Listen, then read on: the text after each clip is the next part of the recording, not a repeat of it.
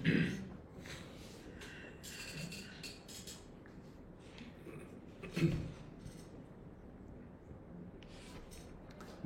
Assalamualaikum, salam sejahtera, salam Malaysia, salam pejuang, salam kuasa ketiga. Jadi hari ini, tanpa melengahkan masa, saya mulakan dengan memperkenalkan seorang yang sebenarnya tidak perlu diperkenalkan lagi. Tak lain tak bukan Datuk Seri Khairuddin Abu Hassan. Assalamualaikum, Datuk. Waalaikumsalam, Saudara Jesse.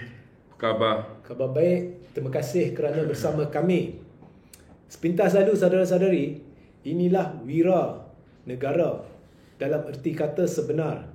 Kerana hari ini, Datuk Seri Najib berada di penjara disabit bersalah. Bukan sebab apa?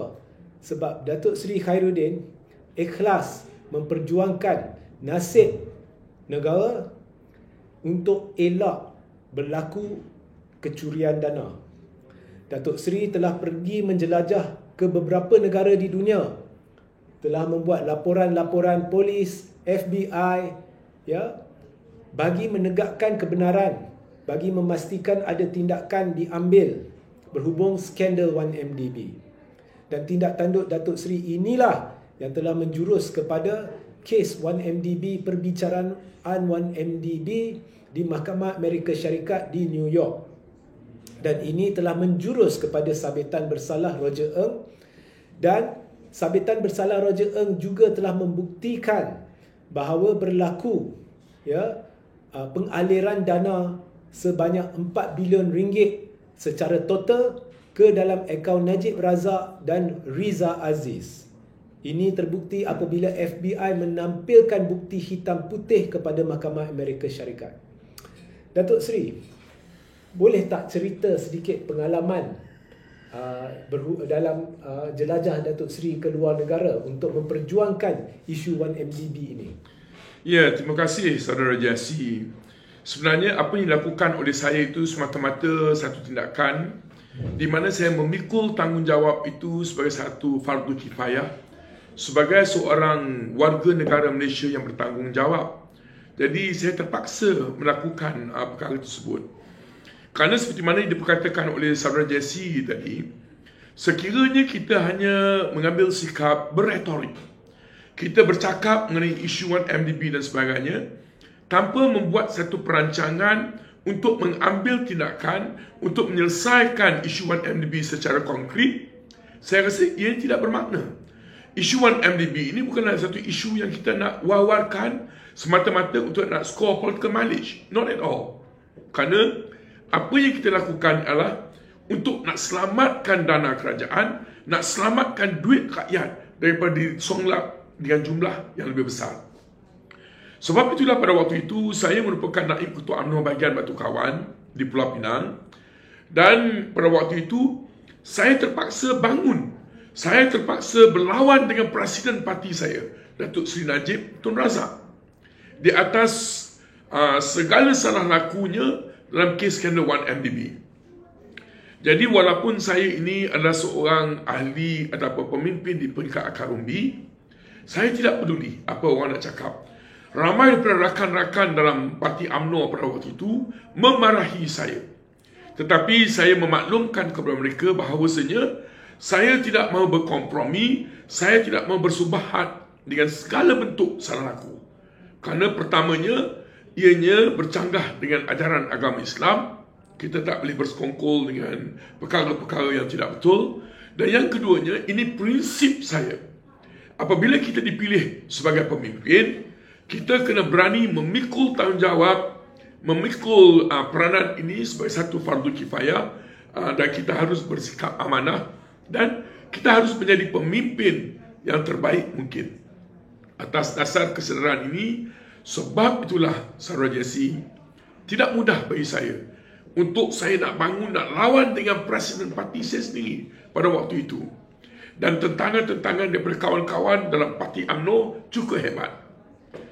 Tapi seperti mana yang saya perkatakan tadi, yang penting bagi kita ialah keikhlasan, kejujuran kita untuk nak berjuang.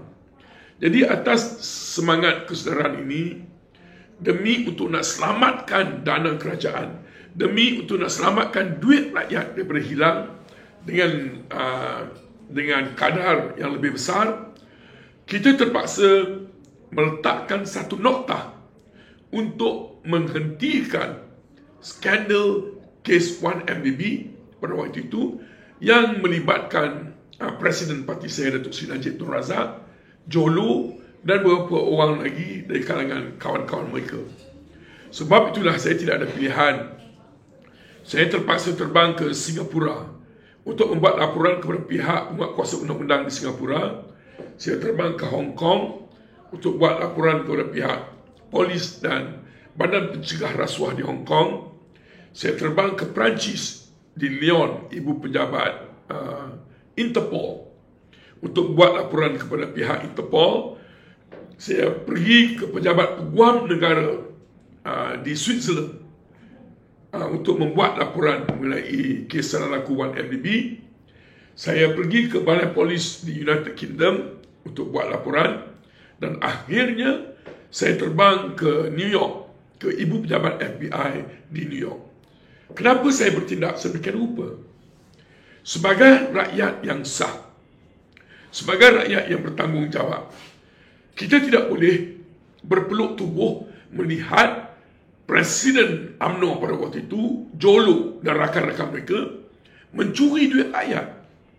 Sekiranya kita tidak keluar, kita tidak pergi ke luar negara untuk membuat laporan dan sebagainya, pihak penguatkuasa undang-undang di luar negara tidak mempunyai locus standi untuk nak siasat. Samalah di tanah air kita. Kalau ada isu kes rasuah, kes kecurian dan sebagainya, kalau kita tidak pergi buat laporan di Badan Polis, kita tidak pergi buat laporan di ibu pejabat SPRM, saya rasa pihak polis, PDRM, pihak SPRM tidak boleh mengambil tindakan, tidak boleh siasat, kerana mereka tidak mempunyai locus standi untuk berbuat demikian. Jadi sebab itulah saya menjelajah ke 6 buah negara untuk membuat laporan kepada pihak penguatkuasa undang-undang di luar negara untuk mengambil tindakan ke arah untuk kita nak hentikan Datuk Seri Najib Tun Razak, Jolo dan penyangak-penyangak kawan-kawan mereka daripada mencuri lebih banyak dana kerajaan dan duit rakyat pada waktu itu. Baik, terima kasih Datuk Seri. Itulah saudara-saudari pengalaman Datuk Seri Khairuddin Abu Hassan dalam memperjuangkan kebenaran prinsip keluhuran perlembagaan kedaulatan undang-undang, dan Datuk Seri telah mengambil risiko pergi menjelajah ke luar negara demi masyarakat atau warga Malaysia, demi masa depan kita. Malangnya apabila keluar untuk membuat laporan FBI, apa yang Datuk Seri lakukan adalah perkara yang betul. Dia hanya melaporkan salah laku Perdana Menteri, salah laku melibatkan 1MDB. Tetapi Datuk Seri akhirnya dikenakan tindakan penjara, tak silap saya. Ya, betul, Saudara Jesse. Jadi saya tidak peduli. Sebelum saya terbang ke luar negara, saya diberi pelbagai ugutan dan sebagainya. Bagi saya tidak peduli. Waimah kalau saya nak mati dalam perjuangan pun, saya tidak peduli. Asalkan negara kita, bangsa kita selamat. Biar kita mati dalam perjuangan. Jadi, niat saya, nawaitu saya untuk nak selamatkan dana kerajaan dan duit rakyat. Sebab itulah saya mengambil pendekatan tersebut untuk buat laporan di 6 negara kepada pihak penguatkuasa undang-undang di sana untuk menyiasat dan mengambil tindakan. Niat murni saya nak selamatkan ekonomi negara. Kerana kalau lebih banyak duit negara hilang, ekonomi kita pun akan merudum seperti mana pada hari ini.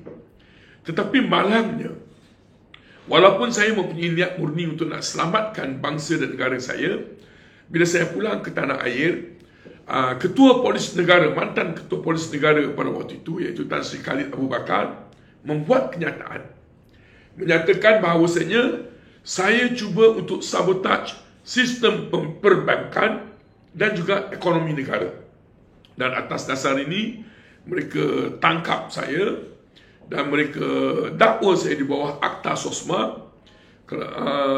Saya tak ingat, di bawah Section 124C dan 124L. Kalau tak salah saya, maknanya saya ditangkap tanpa bicara.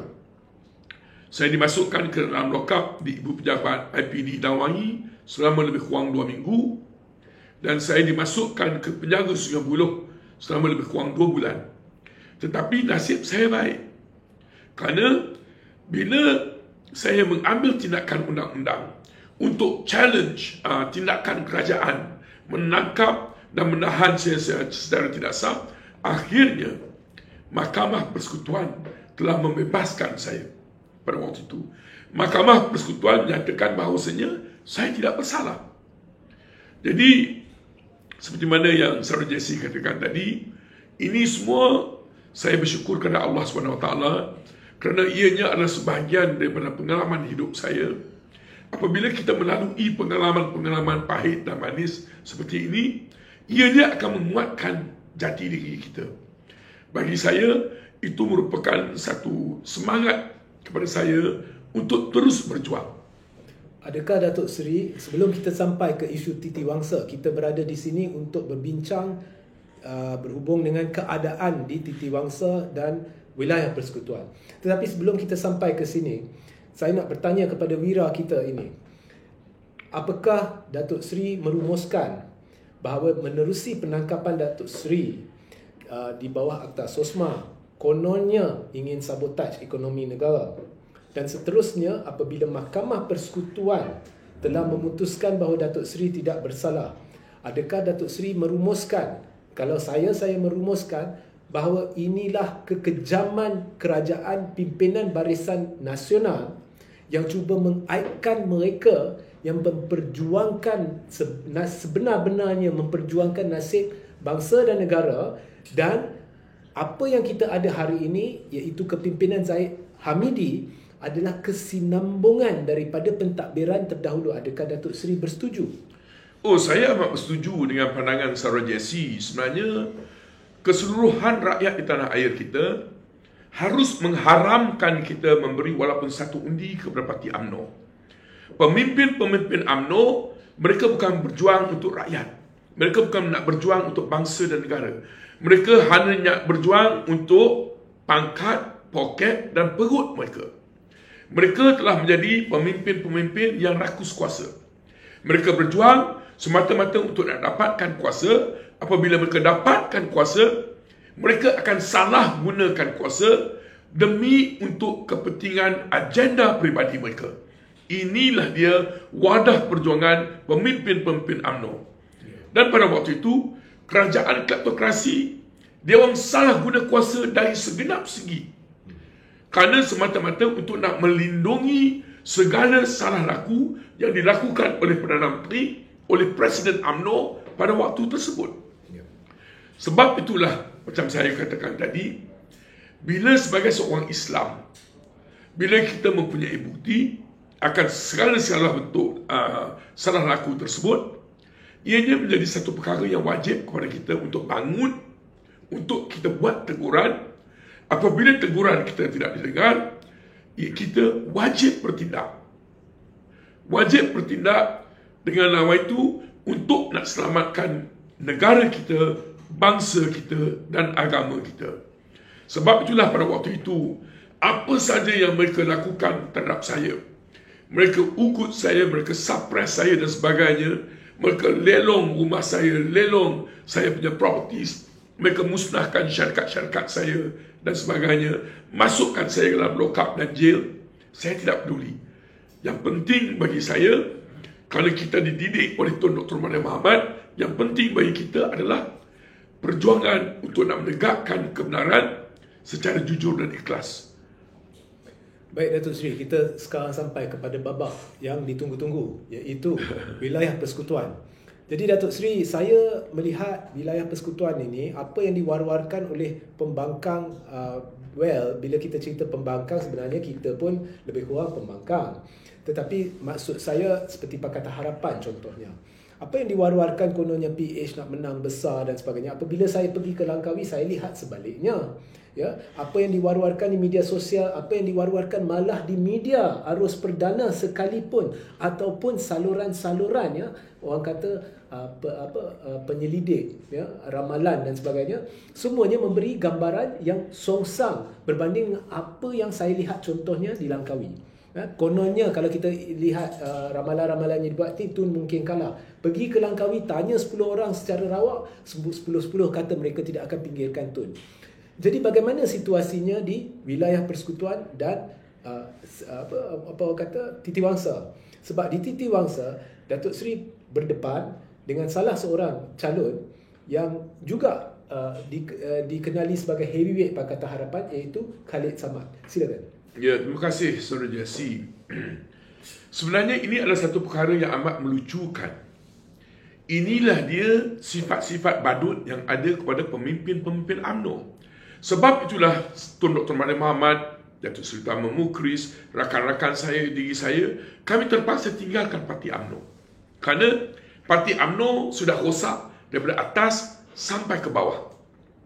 Dan parti UMNO pada hari ini, pemimpin-pemimpin korup UMNO, kesinambungan pemimpin-pemimpin kleptokrasi yang ada pada hari ini, mereka hanya syok sendiri.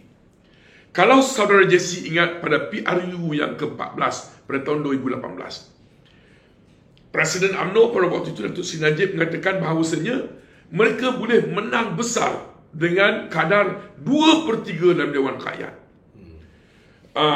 Para penyelidik, penganalisa politik mengatakan bahawasanya Barisan Nasional boleh menang besar pada PRU ke-14.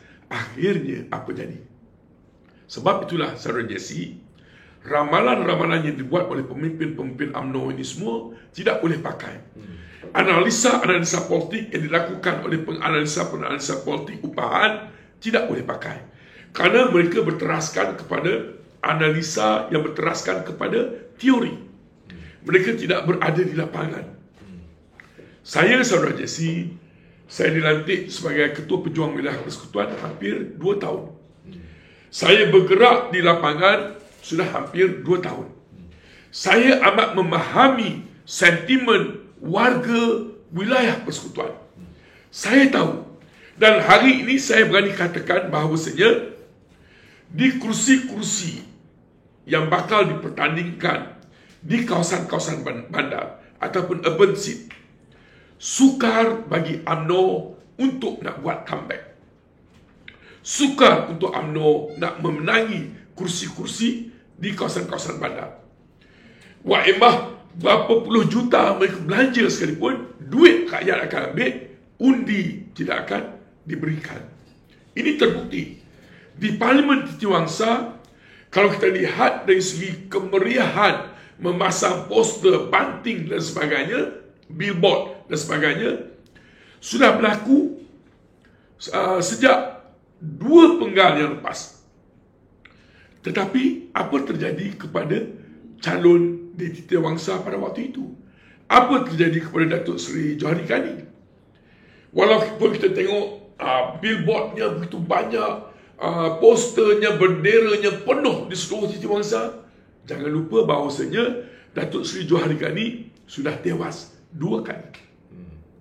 Ini membuktikan bahawasanya kalau kita main sikap labur duit dan sebagainya untuk nak memancing undi, rakyat di kawasan bandar khususnya amat bijak. Duit mereka ambil, undi mereka tidak akan bagi. Kerana para pengundi di kawasan bandar, mereka bijak menilai. Jadi, pengalaman saya bergerak sebagai Ketua Pejuang Wilayah Persekutuan, sebagai pengurusi Gerakan Tanah Air GTE Wilayah Persekutuan, selama hampir 2 tahun, Saudara Jesse, saya berada di lapangan. Hari ini, para pengundi di Titiwangsa tidak akan bagi undi kepada UMNO. Mereka masih lagi tidak mempercayai parti UMNO. Mereka masih tidak yakin dengan parti UMNO. Ini termasuk pengundi Melayu, pengundi Cina, pengundi India dan suku-suku kaum lain. Namun, saya akui bahawasanya UMNO ada fixed depositnya, iaitu penyokong tegar mereka. Tetapi penyokong tegar mereka yang berada di Titiwangsa pada hari ini tidak boleh memenangkan calon mereka pada PRU yang ke-15. Kerana majoriti daripada rakyat tidak percaya, tidak yakin lagi dengan Parti UMNO. Begitulah juga dengan Pakatan Harapan.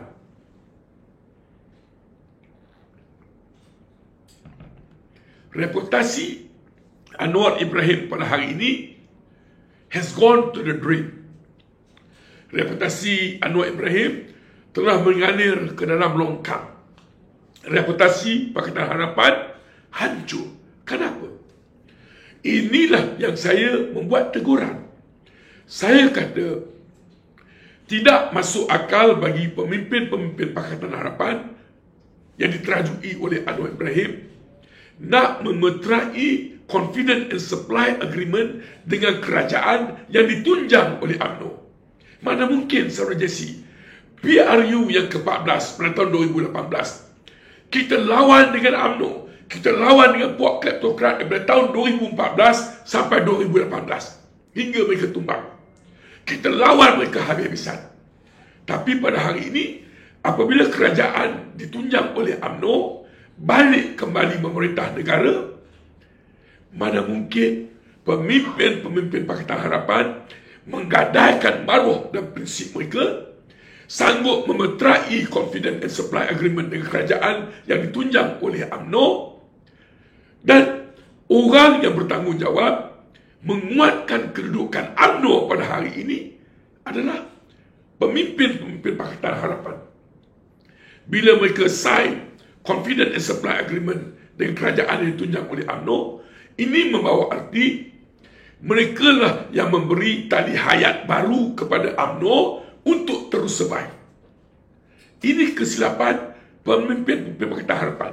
Namun, inilah dia sikap Anwar Ibrahim. Jadi, boleh saya katakan bahawa carca merba yang dibawa oleh Zahid sehingga menjurus kepada pembubaran Parlimen awal dalam musim tengkujuh ini adalah atas ihsan Pakatan Harapan yang telah memberikan nyawa tali hayat. Oh, Pakatan Harapan bersekongkol dengan mereka. Ini pendirian saya. Inilah dia sikap Anwar Ibrahim.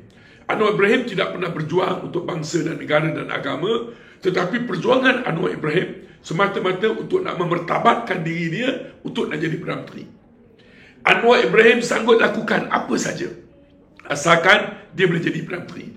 Sebab itu pada hari ini, kalau tuan-tuan beri undi kepada Pakatan Harapan, maknanya tuan-tuan menyokong UMNO dan Barisan Nasional.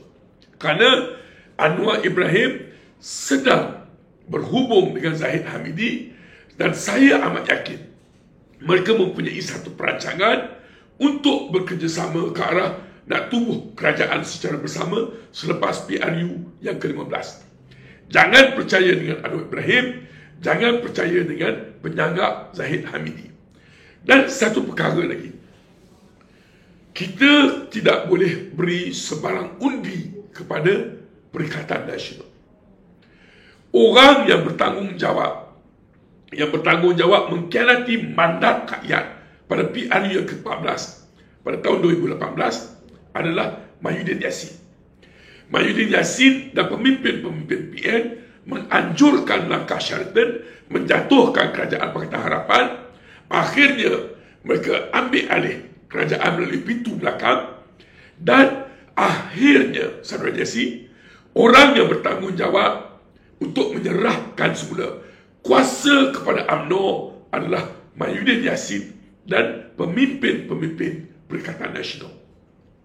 Selepas 17 bulan menjadi Perdana Menteri, akhirnya Mahyudin Yassin secara terang-terangan mengkhianati mandat rakyat pada PRU ke-14, dan Mahyudin Yassin lah orang yang bertanggungjawab serah semula kuasa kepada Parti UMNO. Sebab itu pada hari ini, Saudara Jesse, keseluruhan rakyat tanpa kira kaum dan bangsa, agama, kita kena haramkan beri sebarang undi kepada Barisan Nasional, kepada Perikatan Nasional, kepada Pakatan Harapan. Yang kekal berprinsip adalah Tun Dr. Mahathir Mohamad yang mempengerusikan gerakan tanah air GTA yang sedang memimpin Parti Pejuang. Tun Dr. Mahathir Mohamad kekal berprinsip dulu, kini dan selamanya. Sebab itulah selepas Kerajaan Pakatan Harapan tumbang. Mahyudin Yassin datang berjumpa dengan Tun Dr. Mahathir Mohamad, tawar kepada Tun Dr. Mahathir Mohamad untuk beliau menjawat jawatan Perdana Menteri buat kali ketiga. Tetapi kerana Tun Dr. Mahathir Mohamad tidak mahu bekerjasama dengan puak kleptokrat dari UMNO, tidak mahu bekerjasama dengan kalangan kluster mahkamah daripada UMNO. Sebab itulah Tun Dr. Mahathir Mohamad tolak tawaran Mahyudin Yassin, tolak tawaran untuk menjadi Perdana Menteri kali ketiga. Sebab itu saudara Jesse, kalau orang kata Tun Dr. Mahathir Mohamad gila kuasa, pada waktu itu Tun Dr. Mahathir Mohamad pada usia 96 tahun boleh set another record, tokoh pemimpin tertua menjadi Perdana Menteri 3 kali. Tapi bagi Tun Dr. Mahathir Mohamad, itu bukan matlamatnya. Matlamatnya hanyalah nak selamatkan negara kita, bangsa kita dan agama kita, bukan untuk nak menjawat jawatan Perdana Menteri. Baik. Jadi cukup jelas, saudara-saudari. This is Khairuddin Abu Hassan, ya, Datuk Seri Khairuddin Abu Hassan, yang menjiwai, ya, perjuangan agama, bangsa dan negara dalam erti kata sebenar, seperti mana juga ahli-ahli pejuang yang lain. Jadi Datuk Seri, saya rasa kita dah cover the gist of what we have, we are here, ya. Kita dah cover lebih kurang apa yang kita ingin bincangkan. Jadi sebagai penutup, kita berbalik kepada tajuk gelombang perubahan sudah dirasai. Rakyat titiwangsa ataupun wilayah persekutuan secara amnya dilihat mesra pejuang. Jadi adakah Datuk Seri merasakan gelombang perubahan ini turut akan merambat ke seluruh tanah air kerana tinjauan yang saya sendiri lakukan mendapati bahawa bukan hanya badan-badan analisa telah sengaja menggelakkan GTA, tetapi hakikatnya pejuang makin diterima ramai. Silakan. Ya. Rakyat bijak menilai, saudara Jesse. Rakyat pada hari ini, emah orang kampung dan sebagainya pun, mereka mendapat maklumat daripada pelbagai saluran, daripada anak-anak, daripada saluran komunikasi media, social media dan sebagainya. Rakyat sudah bijak menilai. Keseluruhan rakyat di tanah air kita menyatakan bahawasanya pada hari ini tokoh pemimpin yang berprinsip, yang kekal berprinsip dulu, kini dan selamanya hanyalah Tun Dr. Mahathir Mohamad. Sebab itu pada hari ini, saudara Jesse, reputasi Parti Pejuang cukup kuat, amat kuat sejak kebelakangan ini. Dan atas dasar inilah kerajaan telah mengeluarkan satu arahan kepada pengamal-pengamal media, kepada media houses khususnya yang dikawal oleh kerajaan, agar tidak membuat sebarang laporan, memberi sebarang exposure kepada pejuang. Kerana mereka takut dengan kedudukan pejuang pada hari ini yang begitu kuat pada realitinya. Sebab itulah mereka melaksanakan satu agenda untuk blackout segala bentuk berita mengenai Parti Pejuang. Dan pada hari ini, yakinilah, saya telah bergerak di kawasan Parlimen Titiwangsa dah hampir 2 tahun, di wilayah persekutuan dah hampir 2 tahun. Kita dapati bahawasanya rakyat pengundi di kawasan Parlimen Titiwangsa amat mesra dengan pejuang. Kemana saja saya pergi, saya diterima dengan terbaik mungkin. Tidak ada orang yang menghalau saya dan sebagainya. Bila kita turun ke pasar malam, kita turun ke lapangan, mereka bergambar dengan kita, bersalaman dengan kita, berdoa in public agar Parti Pejuang menang pada PRU yang ke-15 ini. Jadi, pengalaman saya 2-3 hari yang lepas, saya berada di kawasan flat Sri Perlis, di kawasan Keramat. Di bawah flat Sri Perlis 1, ada bilik gerakan PDM Barisan Nasional. Bila saya turun ke bawah, selepas buat house to house walkabout, sahabat-sahabat daripada UMNO yang mengurus takbir bilik gerakan Barisan Nasional menjemput saya untuk minum dan sebagainya di bilik gerakan mereka. Kita lihat bukan saja public at large, even certain sahabat-sahabat ahli-ahli UMNO sendiri pun menerima kita secara terbaik mungkin. Tetapi saya akui, pada hari penamaan calon, saya telah mengeluarkan satu arahan kepada semua jentera saya, kepada kempen manager saya di Titiwangsa, agar tidak mengambil pendekatan membuat serangan peribadi ke atas calon-calon lain. Saya akui semua calon-calon yang bertanding di Parlimen Titiwangsa adalah sahabat karib saya.